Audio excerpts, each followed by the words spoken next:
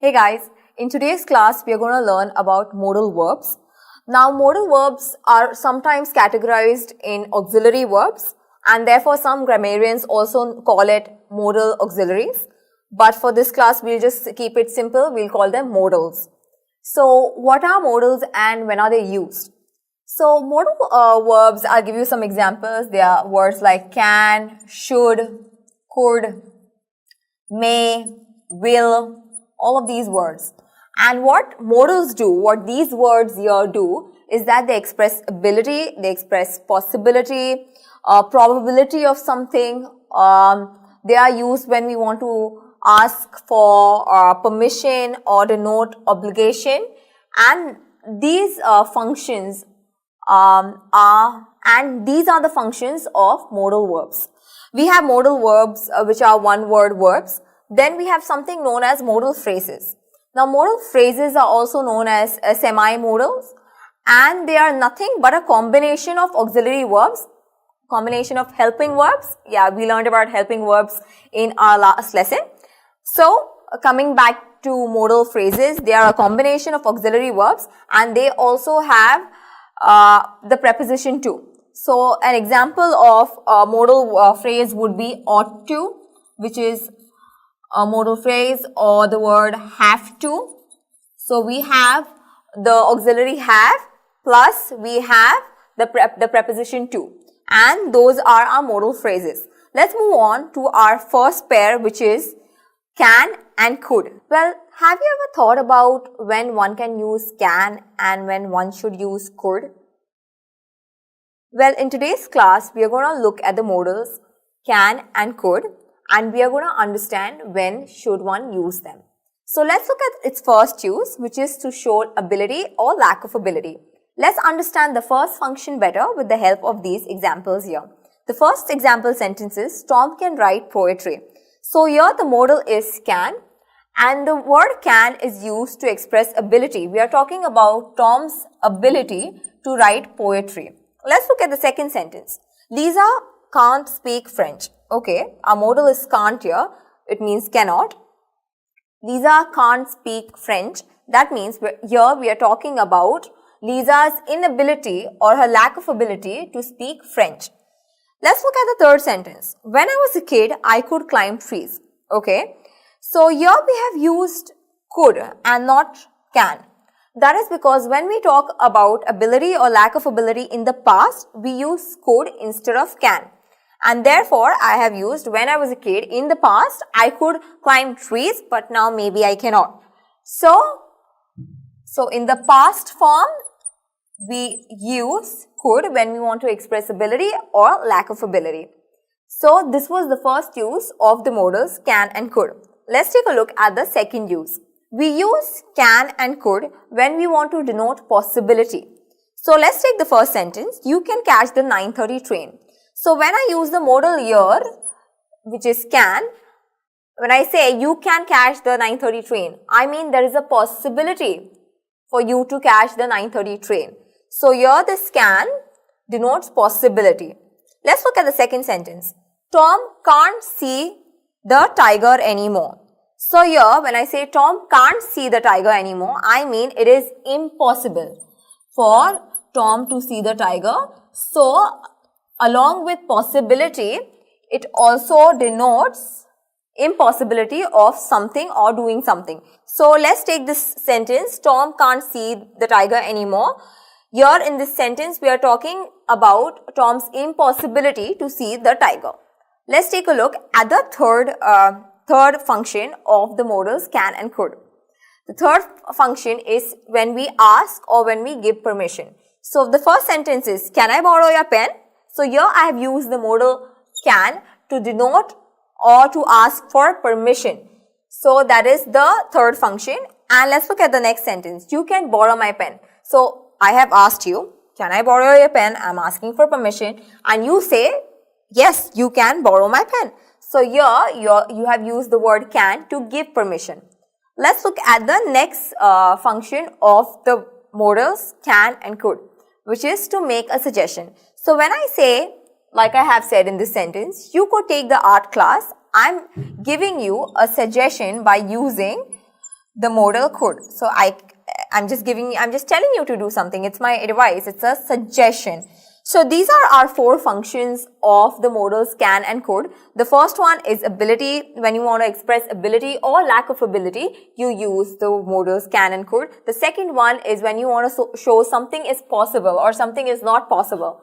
The third is when you ask and when you give permission. Like in this case, can I borrow your pen? Yes, you can borrow my pen. And the fourth case is when you want to make a suggestion.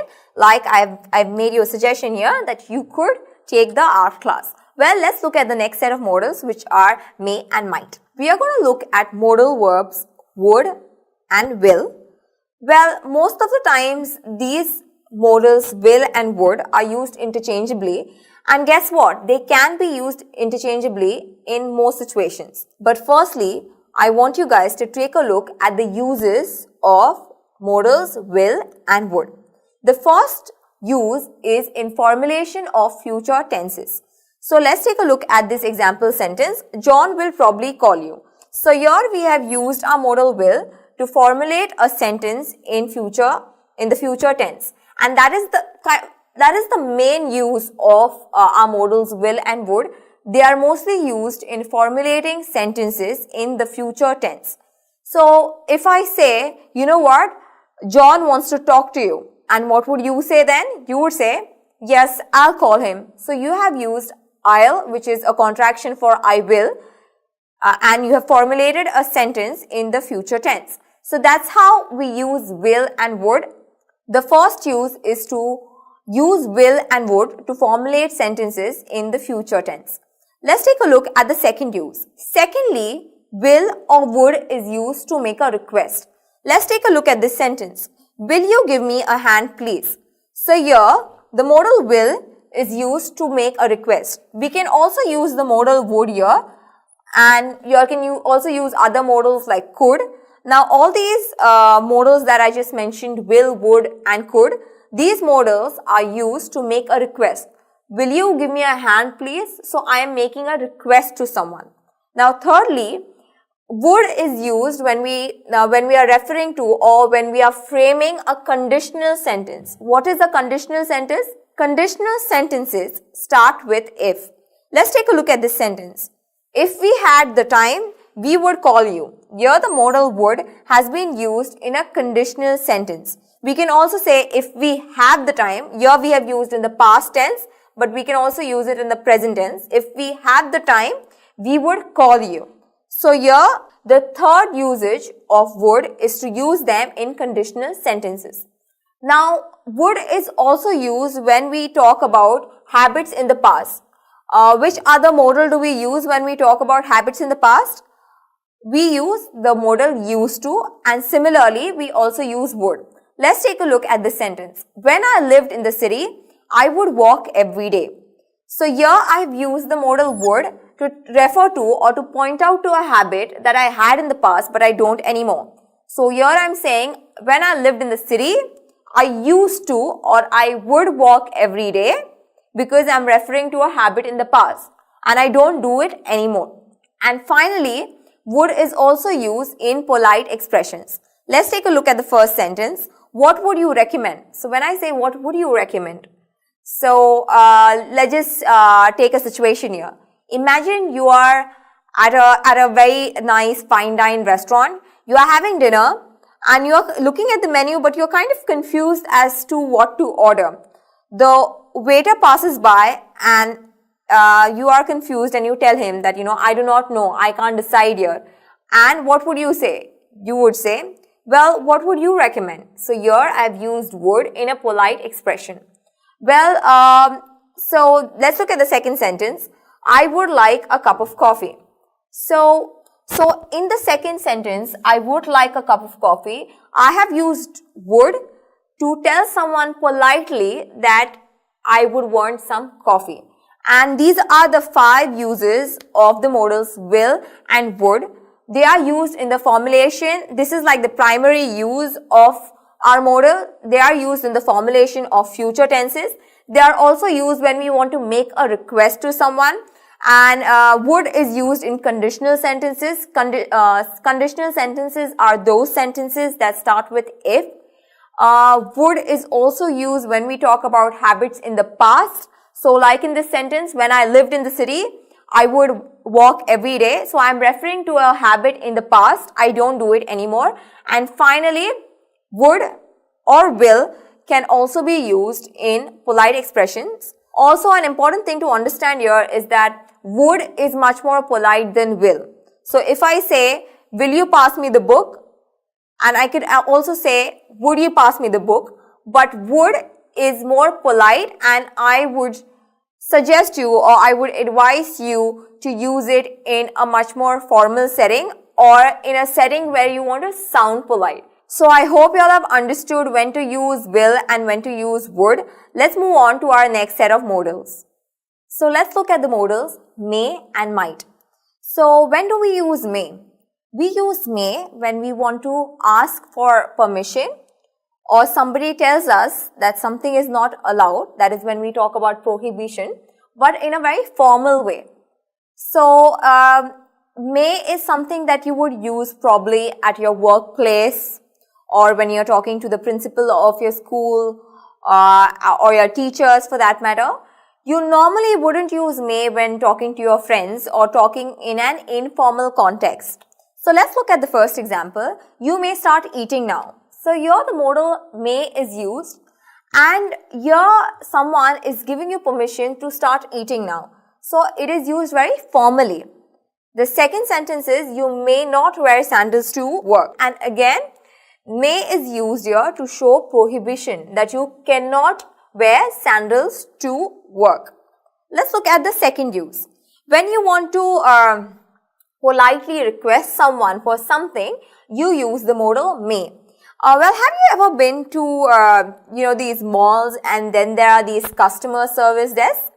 So, the next time you go, probably you should notice this, that they have a big board there. May I help you? And when they say, may I help you, they are politely requesting you that may I help you with something. And that's where we use the word may when we want to politely request someone for something. Let's look at the third use of may.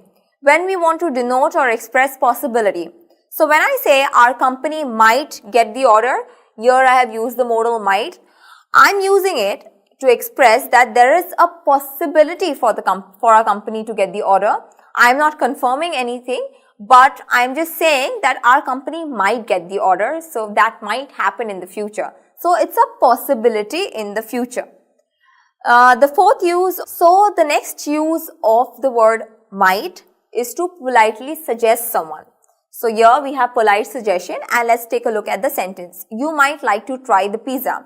So imagine you are in a restaurant, okay, and you are looking at the menu, but you are a little confused as to what to order. So you're thinking, and the waiter comes by. The waiter says, and you tell the waiter, I'm really confused. I don't know what to try. I don't know what to eat. And the waiter is going to say, well, you might try the pizza. It's our specialty. So here we have, you might like to try our pizza, which is a polite suggestion made by the waiter, or that means that might is used when we want to politely suggest someone to do something or to try out something, the pizza in this case. So here our major takeaway should be that we use may and might in a very formal setting. You normally do not use may with friends. You use it in maybe at your workplace or when you're talking to superiors or say your principal or your teachers. That is when you would use these modal words. These modal words are used to show formal permission, prohibition, polite request, polite suggestion, and a future possibility. So these are the functions of the modals may and might. Let's move on to our next set of modals. Let's look at our next set of modals, which are shall and should. So when do we use shall and should? We use shall and should when we want to give a polite suggestion to someone. Let's take the first example. Shall we dance? So when I say shall we dance, I am suggesting someone to dance with me. There's a difference, however. When I use the word shall, I'm pretty sure that the answer I'm going to get from the person that I'm asking is going to be a positive response. For example, let's say I am asking my father to dance with me. So I ask my father, Father, shall we dance? Well, he would say yes. I'm very sure about it that since he loves dancing, he would say yes. And in that situation, where I'm expecting a positive answer, I would use shall. Whereas, when would we use should? So let's look at the second example. Should I call the doctor? I have used the modal should here, and I have given someone a suggestion of calling the doctor.